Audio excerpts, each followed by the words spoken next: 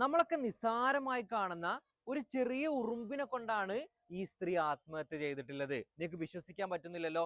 ഈ ഒരു വീഡിയോ പല്ലി, പാറ്റ ഈ വസ്തുക്കളൊക്കെ പേടിക്കുന്ന ആളുകൾക്ക് നിങ്ങൾ ഷെയർ ചെയ്ത് കൊടുക്കണം.